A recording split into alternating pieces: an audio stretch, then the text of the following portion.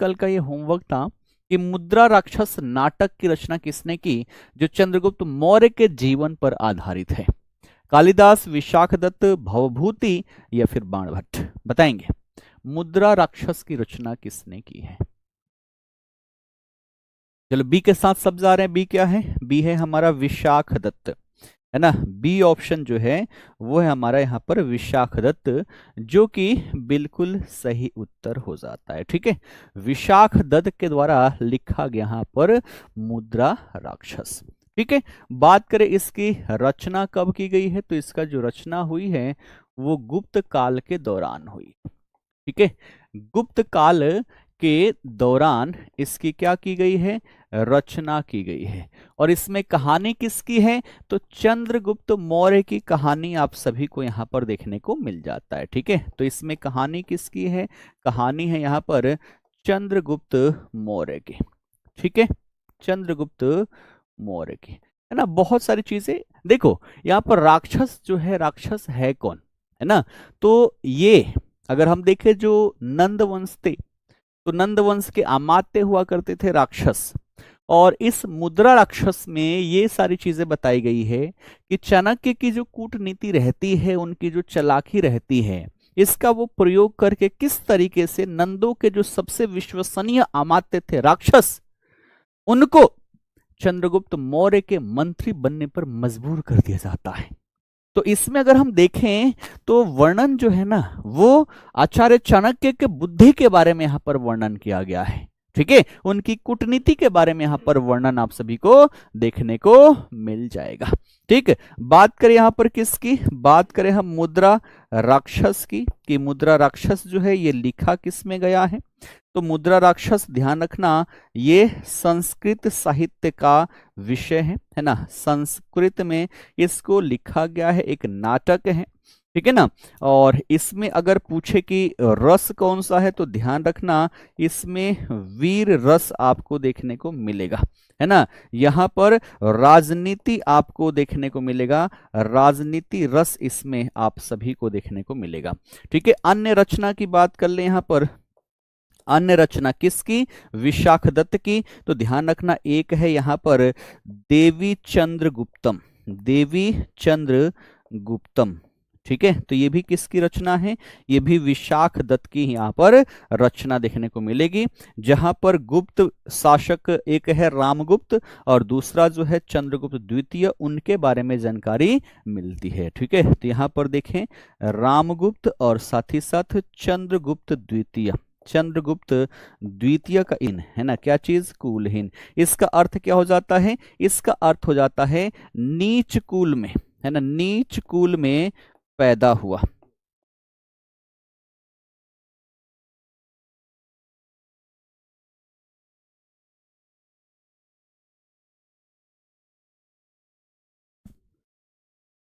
अब ठीक है, आ गई नेट, अब आ गई नेट। तो ध्यान रखना, मुद्रा राक्षस में चंद्रगुप्त मौर्य को वृषल और कुलहीन कहा गया, यानी कि नीच कुल में पैदा हुआ व्यक्ति। ठीक है, चलो बढ़ते हैं आगे। अगला प्रश्न देखो कि निम्न में से किस स्थान पर महात्मा बुद्ध ने सर्वप्रथम 5 शिष्यों को उपदेश दिया था, बोधगया, नालंदा, राजगिर या फिर सारनाथ। क्या हो जाएगा इसका सही उत्तर। बिहार दरोगा के लिए फाउंडेशन बैच नहीं आएगा ना, अब तो टारगेट बैच आएगा। फाउंडेशन बैच तो शुरू में चला था, कितना बढ़िया और तगड़ा बैच है, और जो उस बैच से जुड़े हैं उनको आगे के जो बैच हैं, है ना, वो फ्री मिलेगी। बिहार पुलिस वाली, बिहार दरोगा वाली फ्री बैच मिल जाएगी। तो पहले ही बोला था फाउंडेशन बैच से जुड़ जाओगे तो आपको आपके एग्जाम तक तो बहुत लाभ होने वाला है। लेकिन आप में से कई लोग वहां पर जुड़े नहीं, तो अब यहाँ पर फी के साथ जुड़ना होगा। चलो यहाँ पर सभी डी के साथ जा रहे हैं। डी क्या है, सारनाथ, जो कि क्या है, बिल्कुल सही उत्तर हो जाता है। ठीक है, सारनाथ बिल्कुल सही उत्तर है। अगर हम बात करें अपने प्रथम उपदेश की, तो वो अपने 5 साथियों को देते हैं। किनको देते हैं, तो अपने 5 साथियों को। ठीक है, अपने 5 साथियों को। और ये 5 साथी कौन कौन से थे, तो आप सभी को पता होगा। एक था कौडिल्य, ठीक है, कौडिल्य। दूसरा वप्पा, है ना। तीसरा जो है भदीय, ठीक है, चौथा महानाम, और पांचवा यहां पर असज्जी।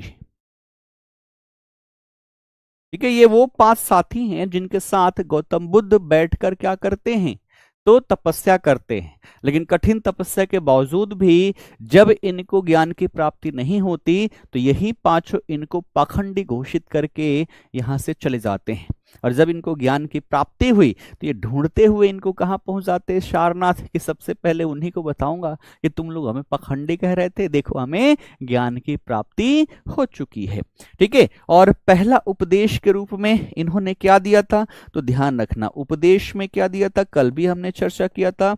एक तो मध्यम मार्ग की इन्होंने बात की, है ना, और साथ ही साथ यहाँ पर इन्होंने 4 आर्य सत्य के बारे में बताया, है ना, 4 आर्य सत्य के बारे में इनको क्या किया था, ज्ञान दिया था। सारनाथ में ही बौद्ध संघ की स्थापना होती है, यहीं पर बौद्ध संघ की स्थापना की जाती है। ये बातें आप सभी ध्यान में रखोगे। बात करें बोध गया की, तो यहां पर इनको ज्ञान की प्राप्ति हुई थी, है ना, ज्ञान की प्राप्ति हुई थी। कब हुई थी, कल हमने डिस्कस किया था, कब, 528, है ना, कब, तो 528 बीसी में इनको ज्ञान की प्राप्ति हुई थी।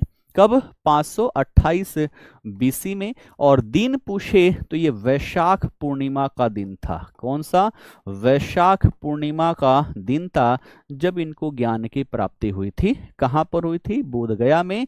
कौन सी, निरंजना नदी, है ना, कौन सी नदी, निरंजना नदी। और वृक्ष कौन सा, तो पीपल वृक्ष जो है, पीपल वृक्ष, इसी के नीचे इनको ज्ञान की प्राप्ति हुई थी, है ना। और ज्ञान प्राप्ति से पहले सुजाता नामक एक महिला थी जिनके द्वारा खीर खिलाया गया, और यहीं से ज्ञान की प्राप्ति यहाँ पर हो जाती है। ठीक है, यही सारनाथ में देखें तो अशोक ने क्या किया, तो 4, है ना, 4 सिंह वाला स्तंभ यहाँ पर क्या किया, स्थापित किया, है ना, 4 सिंह वाला स्तंभ।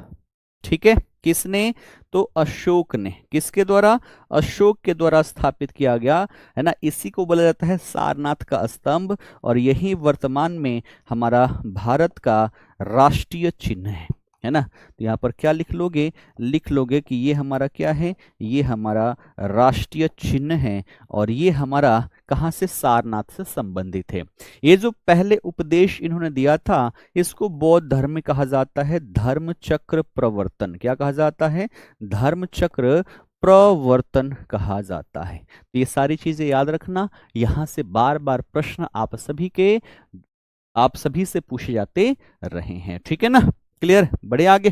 अगला देखो, अगला कह रहे हैं कि वर्ष 1928 में जब साइमन कमीशन पटना आया तब बिहार में इसके पूर्ण बहिष्कार और विरोध प्रदर्शन का नेतृत्व किसने किया था। सच्चिदानंद सिन्हा ने, सर अली इमाम ने, अनुग्रह नारायण सिंह, या फिर जगजीवन राम ने। क्या हो जाएगा इसका सही उत्तर, आप सभी बताओगे। इसका सही उत्तर क्या होगा, सभी बताएं। चलो, सी और डी, है ना, कोई सी कह रहा है, कोई डी कह रहा है, लेकिन जितने लोग यहां पर सी के साथ हैं वो सारे यहां पर बिल्कुल सही हैं। ठीक है, अब देखो साइमन कमीशन। साइमन कमीशन आप सबको पता ही है कि जो 1919 का अधिनियम आया था, उसी की समीक्षा करने के पश्चात 10 वर्ष बाद एक आयोग का गठन करना था। लेकिन ब्रिटेन में सरकार बदलने वाली थी, तो आनन फानन में इन लोगों ने सोचा कि इसी सरकार के द्वारा इसका क्या कर लिया जाए, समीक्षा करवा ली जाए, ताकि हमारी कमियां यहां पर नहीं निकाली जाएगी। तो 2 वर्ष पहले 1929 में गठित होना था, लेकिन 1927 में इसका गठन कर दिया जाता है सर साइमन जॉन के अध्यक्षता में, इसलिए इसे साइमन कमीशन कहा गया। और इसमें टोटल सदस्य थे 7, है ना। तो ये जो साइमन कमीशन है, साइमन कमीशन में सदस्य कितने थे, तो सदस्य की संख्या थी यहां पर 7, है ना। अध्यक्ष की बात कर लें तो अध्यक्ष कौन, तो सर जॉन साइमन, इसलिए इसको क्या कहा गया, इसको साइमन कमीशन कहा गया। और ये 7 सदस्य थे ना, ये सब के सब क्या थे, गोरे थे, अंग्रेज थे, एक भी भारतीय को इसमें शामिल नहीं किया गया। इसलिए भारतीयों के द्वारा बड़े स्तर पर इसका विरोध दर्ज किया गया कि भैया आपने रूल बनाया, आपने अधिनियम लाया भारत के लिए, भारतीयों को उसके माध्यम से शासित किए, और उसमें क्या कमियां रही हमसे पूछोगे तब तो हम बताएंगे बढ़िया से, तो हमें तो शामिल ही नहीं किए। सारे के सारे गोरे आ रहे हो इसकी समीक्षा करने के लिए। इस कारण से क्या किया गया, इसका बड़े स्तर पर विरोध किया गया। ये साइमन कमीशन सबसे पहले भारत में कहां पर आया, तो भारत में बॉम्बे, है ना, भारत में कहां पहुंचा, बॉम्बे पहुंचा, और यहां पर बड़े स्तर पर इसका विरोध किया गया। लेकिन बात करें अब ये पटना कब पहुंचा, है ना, पटना कब पहुंचा, तो आप सभी को पता होगा कि 12 दिसंबर 12/12/28 याद रखना, है ना, 1928 लिख लो, 100 वर्ष इसके पूरे होने वाले हैं। तो 12 दिसंबर 1928 को ये साइमन कमीशन क्या हुआ, पटना पहुंचा। पटना पहुंचने से पहले ही एक यहां पर सर्वदलीय बैठक की गई अपने बिहार में, है ना, सर्वदलीय बैठक की गई कहां पर, अपने बिहार में। बिहार में भी कहां, तो बिहार के पटना में, ठीक है, बिहार के पटना में। कब, 9 मार्च 1928 को, कि भैया ये साइमन कमीशन आ रहा है, इसका हमें क्या करना है, इसका हमें विरोध करना है, ठीक है, क्या करना है, तो इसका हमें विरोध करना है, ठीक है। तो ध्यान रखना, पटना में ये सर्वदलीय बैठक 9 मार्च 1928 को कहां पर हुई, पटना में हुई। अगर पूछे कि इसकी अध्यक्षता किसने किया, तो सर अली इमाम, है ना, कौन, सर अली इमाम जो रहे उनके द्वारा इसकी क्या की गई, अध्यक्षता की गई थी, है ना। ये यहां पर अध्यक्ष बनाए जाते हैं, ठीक है, यहां पर अध्यक्ष बनाए गए, और यहीं पर बात कही गई कि जैसे ये पहुंचेगा साइमन कमीशन पटना, हमें जोरदार इसका विरोध करना है ना, जोरदार हमें क्या करना है, इसका विरोध करना है। और जब 12 दिसंबर 1928 को ये पटना पहुंचा, तो ऐसी स्थिति में इसका बड़े स्तर पर विरोध किया गया, जिसका नेतृत्व किसने किया, तो अभी अभी हमने देखा, अनुग्रह नारायण सिन्हा, ठीक है, कौन, अनुग्रह नारायण सिंह भी कह लिया जाता है, सिन्हा भी कह लिया जाता है। तो इनके द्वारा इसका विरोध किया गया, ठीक है। नारा क्या रहा यहां पर, तो नारा जो रहा वो रहा साइमन गो बैक, है ना, साइमन गो बैक, साइमन वापस जाओ का नारा यहां पर लगाया गया, काले झंडे खूब सारा यहां पर दिखाया गया, ठीक है, क्लियर है। बढ़े आगे, चलो अगले प्रश्न की ओर चलते हैं। अगला प्रश्न कह रहा है कि अशोक के धम्म की मुख्य विशेषता कौन सी थी, केवल बौद्ध धर्म का प्रचार, जाति व्यवस्था का समर्थन, यज्ञ और कर्मकांड पर बल, या फिर अहिंसा, सहिष्णुता और नैतिक आचरण। बताएंगे इसका सही उत्तर क्या होगा, है ना। हमने अभी अभी पढ़ा था कि एक युद्ध होता है जिसे कहा जाता है कलिंग का युद्ध। क्या चीज, कलिंग का युद्ध कब हुआ, तो ये हुआ 261 बीसी में, और इस युद्ध में हुई जनहानि के कारण अशोक का हृदय परिवर्तन हो जाता है, ठीक है, क्या हो जाता है, अशोक का हृदय परिवर्तन यहां पर हो जाएगा, और हृदय परिवर्तन के पश्चात युद्ध का मार्ग त्याग करके वो धम्म का मार्ग अपनाएगा, है ना, धम्म का मार्ग अपनाया, ठीक है। धम्म का मतलब क्या हो, धर्म को ही, है ना, जो प्राकृत भाषा है उसमें धम्म कहा जाता है, तो धम्म का मतलब क्या है, धर्म। तो कलिंग युद्ध के पश्चात इसने धम्म का मार्ग अपनाया।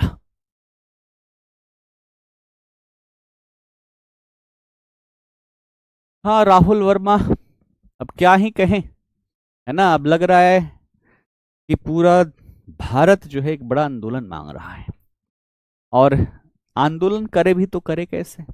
अभी देखो, जो यूपी में एग्जाम हुआ था, यूपी ट्रिपल एससी वाला, ठीक, पेपर लीक हुआ, बच्चों ने विरोध दर्ज किया, और बच्चों को पकड़ पकड़ के उनके ऊपर एफआईआर करके जेल में डाला गया। जो शिक्षक आवाज उठाए उनके ऊपर एफआईआर दर्ज कर दिया गया। यानी कि जो शासन है, एक तो उनसे प्रशासन बढ़िया से नहीं हो रहा, अपने काम सही ढंग से नहीं कर पा रहे, और उसके विरोध में, हम लोकतंत्र में हैं तो उसके विरोध में आवाज उठा रहे हैं, तो हमारी आवाज को बंद कर दी जा रही है। यह सिचुएशन हो गई अपनी भारत की, कहें तो कहें क्या। पहले मैं इस सरकार का खूब सपोर्ट करता था, क्योंकि शुरुआती दौर में जो इस सरकार ने काम किया, ऐसे काम किए जो किसी अन्य पार्टी ने किया ही नहीं, और आज भी ऐसे काम कर रहे हैं जो किसी अन्य पार्टी के द्वारा किया ही नहीं गया। प्रयास हुई थी 1974, 75 में, 71 में, लेकिन वो विफल रही। लेकिन आज फिर से वही चीजें देखने को मिल रही है, सरकार निरंकुश होते जा रही है। इनको सबक सिखाना पड़ेगा। ठीक है, चलो फिलहाल अभी यहां पर हम बात करते हैं कि अशोक के धम्म की मुख्य विशेषता कौन सी थी। क्या है आप सभी का आंसर? यहां पर अगर हम देखें तो सही उत्तर क्या हो जाएगा? वो हो जाएगा अहिंसा, है ना, वो हो जाएगा सहिष्णुता, वो हो जाएगा यहां पर नैतिक आचरण। ठीक है, क्लियर है? ये सब अशोक के धम्म में क्या था? शामिल था। ठीक है, अब यहां पर बात करें कि ये जो अशोक का धम्म है ना, ध्यान रखना, अगर पूछ ले अशोक का धम्म, तो अगर इसके विवरण की बात कर ले कि इसका विवरण कहां पर मिलेगा, इसके बारे में जानकारी कहां पर मिलेगी, तो आप क्या लिखोगे? दूसरा और सातवां अभिलेख, है ना, जो अशोक का दूसरा वो सातवां स्तंभ लेख है, स्तंभ लेख, इसमें आपको अशोक के धम्म का विवरण मिलेगा, व्याख्या मिलेगा कि अशोक का धम्म जो है वो क्या है ना, अशोक का धम्म क्या है। ठीक है, कहां मिलेगा? दूसरे और सातवें स्तंभ लेख में। ठीक है, क्लियर है? अब बात करें ये जो अशोक का धम्म है, अब देखो ऐसे क्वेश्चन तो पूछा नहीं गया है, लेकिन जैसे क्वेश्चन टफ बनाने का प्रयास किया जा रहा है, एआई से बनाया जा रहा है ना, तो ऐसी स्थिति में कई सारे क्वेश्चंस ऐसे देखने को मिल रहे हैं जो किताबों में पता ही नहीं है, किताबों में छापी नहीं गई। अगर बात करें कि अशोक का धम्म जो है वो कहां से प्रेरित प्रभावित है, तो आप क्या लिखोगे? आप लिखोगे कि ये एक, यहां पर नाम लिख लेना, राहुल, है ना, राहुल, इसको तोड़ के याद करना पड़ता है, राहुल ओवादसुत, है ना, अगर दोनों को मिला दे तो क्या हो जाएगा?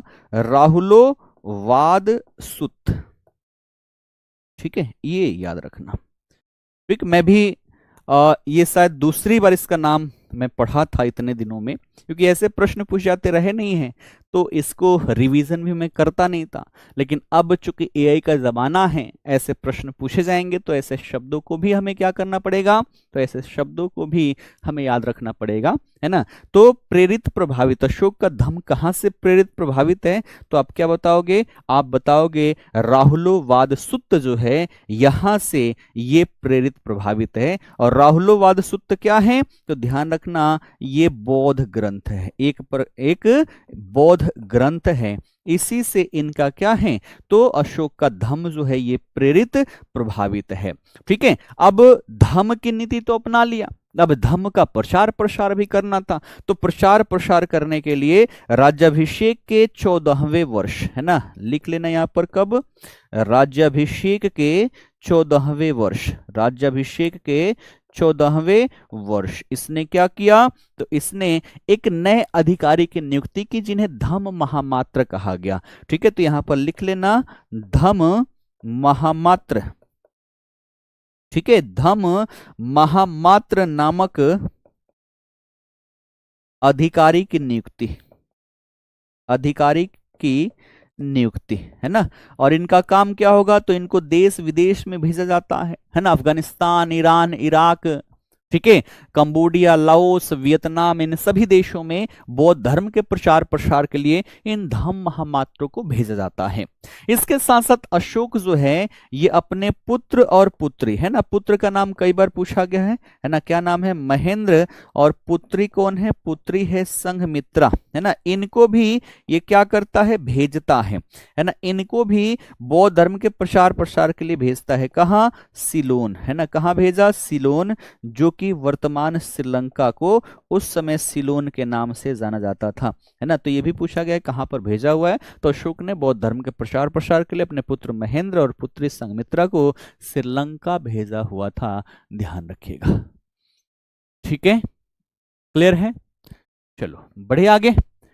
अब देखो, मैं अशोक के धम्म की बात कर लूं तो ऐसे सामान्यतः ये समझ लेना कि जो नैतिक आचरण होता है ना, नैतिक आचरण को पालन करना ही अशोक का धम्म कहा जा सकता है, क्योंकि इसमें पशु बलि की निंदा की गई है, पशुओं के प्रति दया की बात की गई है कि हमें पशुओं के प्रति भी दया दृष्टि रखनी चाहिए, दासों के प्रति दया होनी चाहिए, है ना, अपने छोटों से प्रेम करना चाहिए, है ना, माता पिता जो है हमेशा उनका सम्मान करना चाहिए, आदर करना चाहिए। तो ये सारी बातें जो है ये अशोक के धम्म में शामिल है, ध्यान रखना। अगर आप ऐसा कर रहे हो तो अशोक के धम्म के मार्ग पर आप चल रहे हो। अगला देखो, कह रहा है कि बिहार सोशलिस्ट पार्टी के संदर्भ में निम्नलिखित कथनों पर विचार कीजिए। पहला है कि वर्ष 1931 में गंगा शरण सिंह, रामवृक्ष बेनीपुरी और रामानंद मिश्रा ने बिहार सोशलिस्ट पार्टी का अनौपचारिक गठन किया था। और दूसरा है कि वर्ष 1934 में पटना के अंजुमन इस्लामिया हॉल में इस पार्टी का औपचारिक गठन हुआ, जिसके अध्यक्ष आचार्य नरेंद्र देव और सचिव जयप्रकाश नारायण थे। और कह रहा है कि इसमें से कौन सा कथन सही है, सही कथन को बताएंगे। अच्छा, मेरे पूरा पढ़ने से पहले आप सभी ने आंसर दे दिया कि ऑप्शन सी है, बहुत बढ़िया। यहां पर क्या है, ऑप्शन सी जो है ये हमारे यहां पर सही उत्तर हो जाएगा, क्योंकि यहां पर पहला और दूसरा दोनों ही कथन क्या है, सही है। 1931 में गंगा शरण सिंह, रामवृक्ष बेनीपुरी और रामानंद मिश्रा ने बिहार सोशलिस्ट पार्टी का औपचारिक गठन किया हुआ था। और 1934 में देखें तो पटना के अंजुमन इस्लामिया हॉल में इसी पार्टी का औपचारिक गठन किया गया और इसके अध्यक्ष बनाए गए कौन, आचार्य नरेंद्र देव जी, और सचिव बनाए गए यहां पर जयप्रकाश नारायण। तो दोनों ही कथन क्या है, दोनों ही कथन यहां पर सही है। अगर डेट पूछ ले तो क्या लिखोगे, 1934 में 17 मई, है ना। कब गठन किया गया, 17 मई 1934 को इसका औपचारिक गठन किया गया था। 1931 में अगर पूछे तो डेट उतना कंफर्म नहीं है, लेकिन महीना कंफर्म है कि भैया जुलाई का महीना ये यहां पर हुआ करता था। क्लियर है, ये बातें समझ में आ गई। अगर बात करें यहां पर सचिव, है ना, तो सचिव तो हो गए हमारे कौन, जयप्रकाश नारायण। ठीक है, अगर पूछ ले कि इसका उपाध्यक्ष किसे बनाया गया था, तो उपाध्यक्ष अगर पूछे तो आप क्या लिखोगे, आप लिखोगे बिहार विभूति अनुग्रह नारायण सिन्हा, है ना, अनुग्रह नारायण सिन्हा। ठीक है, अनुग्रह नारायण सिन्हा जो थे वो इसके क्या बनाए गए, उपाध्यक्ष यहां पर बनाए गए थे। ठीक है, उसके बाद यहां पर बात करें एक पत्रिका का नाम भी आप सभी लोग याद रखना कि यहां पर जितने भी इससे जुड़े हुए हमारे युवा थे, इन सभी में जन जागृति यहां पर फैलाने के उद्देश्य से एक पत्रिका का संपादन रामवृक्ष बेनीपुरी ने किया था। उसका नाम क्या था, पत्रिका, पहले इनका नाम लिख दूं, रामवृक्ष बेनीपुरी।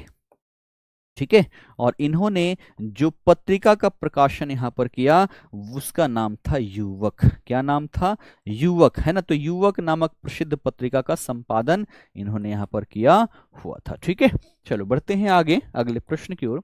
अगला कह रहा है कि प्रयाग प्रशस्ति किस गुप्त शासक की उपलब्धियों का वर्णन करती है, चंद्रगुप्त प्रथम, द्वितीय, समुद्रगुप्त या फिर कुमारगुप्त। बताएंगे इसका सही उत्तर क्या हो जाएगा। ठीक है, प्रयाग प्रशस्ति किस गुप्त शासक की उपलब्धियों का वर्णन करती है, क्या होगा इसका सही उत्तर। चलो सी के साथ सब जा रहे हैं ना, ऑप्शन सी के साथ सब जा रहे हैं, इसमें तो कोई डाउट होना ही नहीं चाहिए, क्योंकि इसके बारे में हमने कल भी पढ़ा था, समुद्रगुप्त। अब देखो, प्रयाग प्रशस्ति लेख की बात कर लें तो ये है क्या, ध्यान रखना ये कुछ अलग नहीं है, ये अशोक का ही स्तंभ है और अशोक के स्तंभ पर यहां पर हरिसेन के द्वारा लिख लिया गया, है ना। तो ध्यान रखना ये कुछ अलग नहीं है, ये क्या है, ये है अशोक का स्तंभ, अशोक का ये क्या है, स्तंभ है।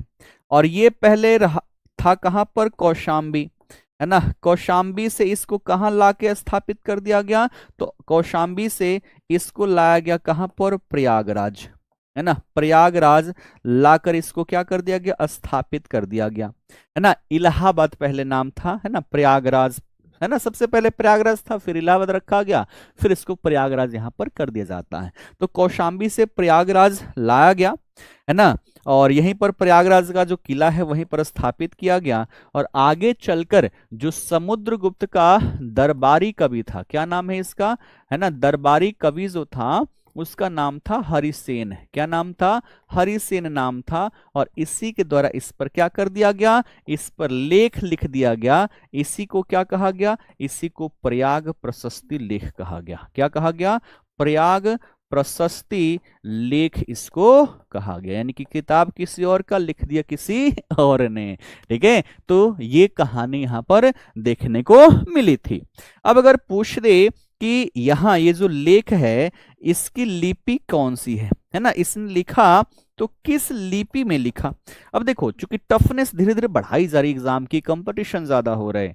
ठीक है, अगर हम बात करें बिहार पुलिस कांस्टेबल वाली 19,838 में, तो 16 लाख से भी ज्यादा बच्चे वहां पर एग्जाम देने पहुंचे हुए थे। ठीक है, पहुंचने वाले तो 13 साढ़े 13 लाख थे, 16 साढ़े 16 लाख फॉर्म भरे गए थे। तो इतना कंपटीशन है, तो अब सोचो ना एग्जाम कितना टफ किया जाएगा। तो अगर पूछ ले कि हरिसेन ने जो प्रयाग प्रशस्ति लेख लिखी है इसकी लिपि कौन सी है, तो आप क्या लिखोगे? आप लिखोगे ब्राह्मी। है ना, कौन सी लिपि में लिखा भैया? तो ब्राह्मी लिपि में। है ना, और पूछ दे कि इसकी शैली कौन सी है, कैसी शैली में लिखी गई है, तो एक ध्यान रखना, इसका नाम है चंपू शैली। नहीं भूलोगे आप, है ना, चंपू शैली। है ना, किसकी? तो संस्कृत की एक शैली है जिसे चंपू शैली कहा जाता है। चंपू शैली का मतलब हुआ कि ऐसी शैली जिसमें गद्य और पद्य दोनों का प्रयोग किया गया हो, उसे चंपू कहते हैं। है ना, तो इसमें लिख लेना, यहां पर मैं लिख देता हूं गद्य और प्लस में पद्य। है ना, यानी कि कविता भी है, कहानी भी है, और जब दोनों का प्रयोग करके कुछ लिखते हैं तो संस्कृत में इसको चंपू शैली कहा जाता है। तो ध्यान रखिएगा, ये मोस्ट इंपॉर्टेंट में है, वेरी वेरी इंपॉर्टेंट में है, आप अवश्य ही इसे ध्यान में रखोगे। ये बातें समझ में आ गई? क्लियर? ठीक। अब समुद्रगुप्त को क्या कहा जाता है, ये बार बार पूछ जाता है, तो इसे कहा जाता है भारत का नेपोलियन। क्या कहा जाता है? इसे भारत का नेपोलियन कहा जाता है। क्या कहा जाता है? भारत का नेपोलियन कहा जाता है। अगर बात करें कि ये प्रयागराज का जो प्रयाग प्रशस्ति लेख है इसमें कौन कौन से राजा का वर्णन है, ये भी तो पूछा जा सकता है। तो सबसे पहले तो इसमें अशोक का वर्णन देखने को मिलेगा, क्योंकि मूलतः ये तो अशोक का स्तंभ है, तो अशोक का यहाँ पर वर्णन देखने को मिलेगा। उसके बाद से देखें तो अगला वर्णन आप सभी को समुद्रगुप्त का वर्णन यहाँ पर देखने को मिल जाएगा। ठीक है, उसके बाद से जो मुगल काल आया, मुगल काल में जहांगीर और बीरबल की कहा, है ना, जहांगीर का, है ना, जहांगीर का वर्णन है। साथ ही साथ अकबर बीरबल वाला जो था, तो जो बीरबल है, बीरबल की कहानी, है ना, बीरबल की कहानी, है ना, ये भी वर्णन आपको यहाँ पर देखने को मिल जाएगा। कहाँ पर? तो प्रयाग प्रशस्ति लेख में। ठीक है, तो जहांगीर का भी वर्णन है ना, और अकबर के टाइम का जो बीरबल की कहानियां हैं वो भी आपको यहाँ पर देखने को मिल जाएगी। ठीक, बड़े आगे चलो। उपाधि तो इसने बहुत सारी धारण की थी, आओ एक बार उपाधि की भी हम यहाँ पर बात कर लें। तो ये कविराज की उपाधि धारण की थी, ठीक, जो कि पूछा जा चुका है, कविराज की उपाधि। उसके बाद देखें तो अश्वमेध पराक्रम, है ना, अश्वमेध पराक्रम, है ना, ये इसने उपाधि यहाँ पर धारण की थी। पराक्रमांक की भी उपाधि इसने धारण की थी। ठीक है, उसके बाद यहां पर देखा जाए धरणी बंध की उपाधि इसने धारण की थी। ठीक है, कौन सी? धरणी बंध, यानी कि पृथ्वी को बांधने वाला। धरणी बंध का मतलब क्या होता है?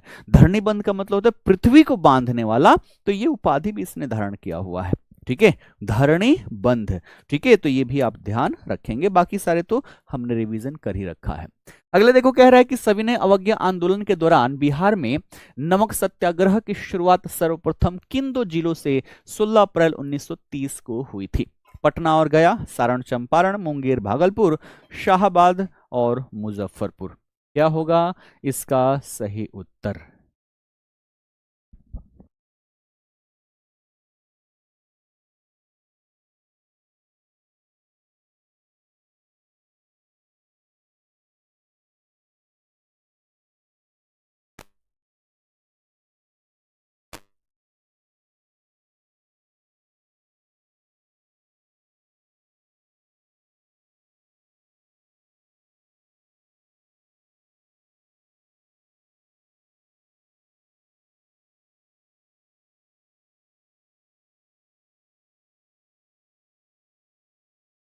चलिए, हो गया। क्या आप बी के साथ सब जा रहे हैं?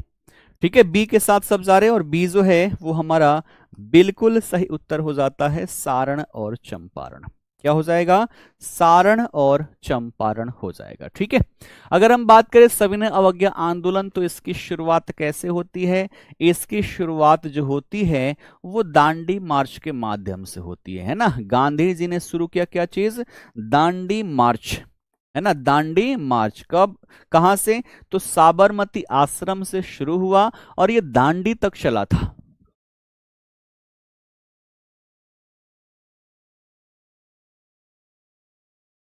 ठीक है, तो दांडी मार्च की यहां पर शुरुआत की गई। इस दांडी मार्च में जो अनुयायी थे, है ना, 72 में से बिहार से कौन थे? तो अगर आपसे पूछे, और इस बार पूछा गया, देखो पहले कभी पूछा नहीं गया लेकिन इस बार बिहार पुलिस दरोगा में एक क्वेश्चन पूछ लिया गया है। ठीक है, तो यहां पर ध्यान रखना, बिहार से कौन थे? तो वो थे कारो बाबू। ठीक है, कारो बाबू। ठीक, इनका मूल नाम क्या था? आप सभी कमेंट करके बताओगे। तो बिहार से इकलौते यहां पर गांधी जी के साथ जो थे उनका नाम था कारो बाबू। और ये पहुंचते हैं कहाँ? दांडी। और दांडी में जाकर 5 तारीख को पहुंचेंगे और फिर वो वहां पर नमक बनाकर नमक कानून को तोड़ते हैं। बिहार की बात करें तो बिहार में इसकी शुरुआत 16 अप्रैल 1930 को होती है। कहां से होती है? तो सारण और चंपारण से। ठीक है, कहां से? तो बिहार में शुरुआत की बात कर लें तो बिहार में शुरुआत कहां से हुई? तो ये हुई सारण एवं चंपारण से।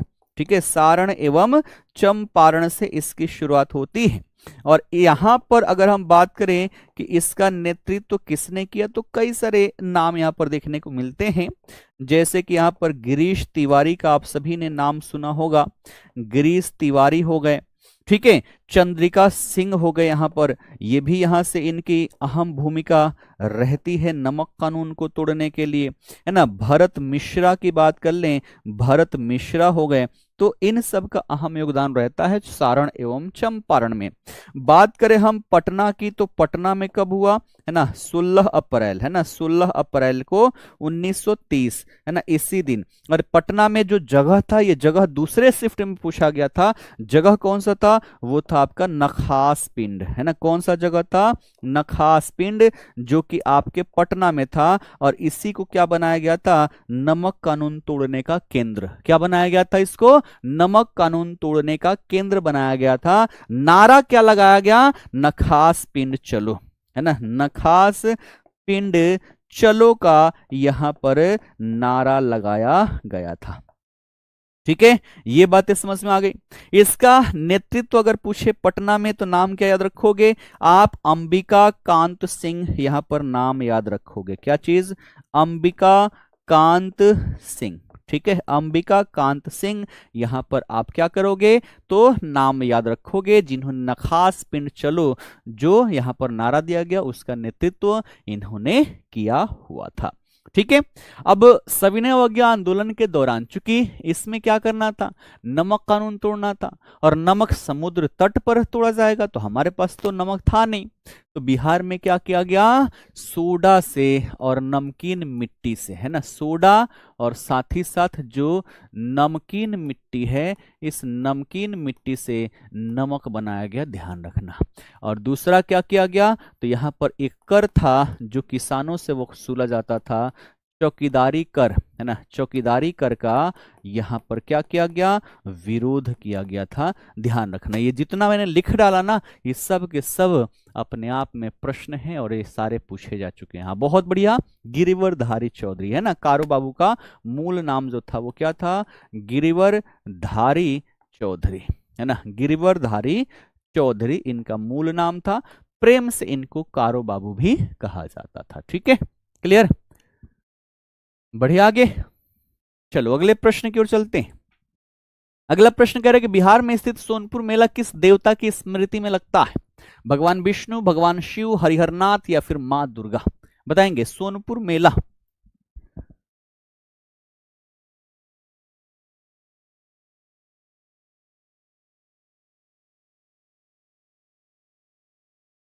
क्या हो जाएगा इसका सही उत्तर? चलो सी के साथ सब जा रहे हैं, है ना। और सी क्या है? सी है हमारा हरिहरनाथ। है ना। और हरिहर नाथ जो है ये आपका बिल्कुल सही उत्तर है। हरिहर नाथ जो है इसमें दो शब्द आपको देखने को मिल रहा है, एक हरि और दूसरा कौन सा हर।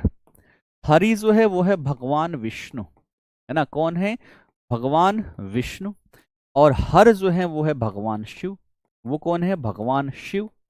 और इसका मतलब क्या हुआ? दोनों की संयुक्त प्रतिमा, है ना। इसी को हरिहर नाथ धाम कहा जाता है। क्या कहा जाता है? हरिहर नाथ धाम कहा जाता है। और हर साल इसका आयोजन किया जाता है। कहां पर? सोनपुर मेले के तहत।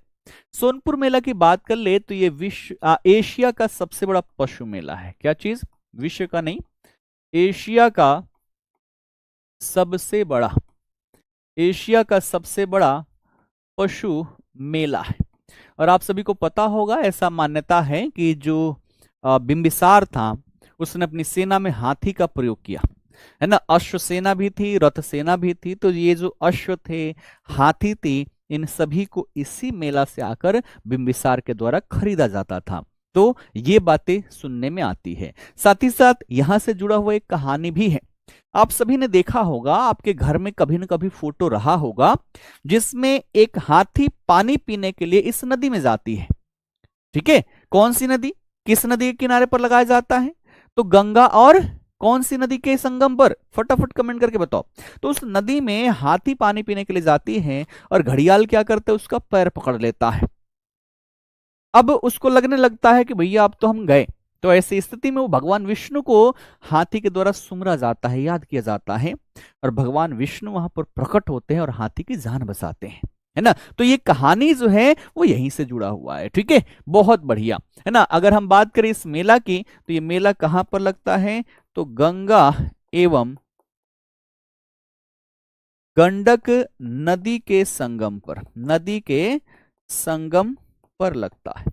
जिला की बात करें, मूलतः ये सारण जिले में है, लेकिन अगर सीमा देखें तो सारण और वैशाली, है ना। सारण प्लस में वैशाली जिला की जो सीमा है ना, यहाँ पर इस मेला का आयोजन किया जाता है। ठीक है, तो ये बात आप ध्यान में रखिएगा। और वो कहानी जो है ना, वो कहानी हाथी और घड़ियाल वाला, वो इसी से जुड़ा हुआ है। ठीक है, चलो बढ़ते हैं आगे अगले प्रश्न की ओर। आज थोड़ा सा मैं पहले छोड़ूंगा क्योंकि बैच लॉन्चिंग है 1 बजे से, तो उसके लिए भी थोड़ा सा प्रिपरेशन करना है। तो ये आज का अंतिम प्रश्न रखेंगे। ठीक है, कि निम्नलिखित का मिलान कीजिए। एक तरफ वंश है, एक तरफ संस्थापक है। इधर है शिशुनाग, नंदवंश, मौर्य और शुंग। कितना आसान क्वेश्चन है। इधर है महापद्म नंद, शिशुनाग, पुष्यमित्र और चंद्रगुप्त मौर्य। इसमें तो कोई गलती होनी ही नहीं चाहिए। ठीक है, शिशुनाग के द्वारा शिशुनाग वंश, है ना। महापद्म नंद के द्वारा नंद वंश, पुष्यमित्र सुंग के द्वारा सुंग वंश और चंद्रगुप्त मौर्य के द्वारा मौर्य वंश की स्थापना की जाती है। यानी कि 1 का 2, तो 1 का 2 एक ये है और कोई है ही नहीं, है ना। और कोई यहां पर है ही नहीं।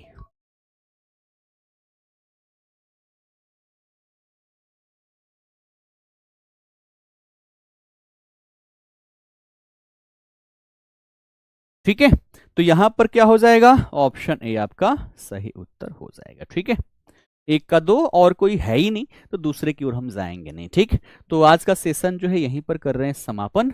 ये हो जाएगा आज का होमवर्क। कितना आसान होमवर्क आ गया, है ना। इसका आप सभी कमेंट बॉक्स में कमेंट करके बताना कि विक्रमशिला विश्वविद्यालय की स्थापना किस शासक ने की थी। ठीक है, तो बाकी सेशन को करते हैं यहीं पर समापन। मिलते हैं फिर अगले सेशन में। फिलहाल के लिए आप सभी का बहुत बहुत धन्यवाद।